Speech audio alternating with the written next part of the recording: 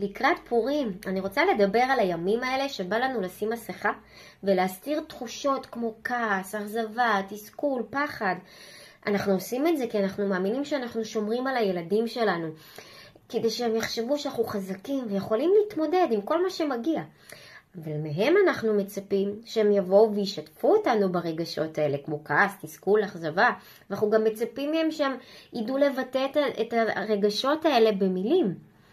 אבל הילדים שלנו לומדים הכי הרבה מהדוגמה האישית שלנו, ולא ממה שאנחנו אומרים להם שהם צריכים לעשות. אז אני מציעה שבפעם הבאה, כשיש יום קשה, במקום להסתיר רגשות, בואו נשתף אותם, בהתאם לגיל כמובן. נבוא ונגיד, היום היה לי מאוד קשה, אני כעסתי, ונשתף אותם מה עשינו כדי להרגיש טוב יותר. איך עוד אפשר לעודד את הילדים להביע רגשות? כנסו לפוסט המלא, ושיהיה חג פורים שמח.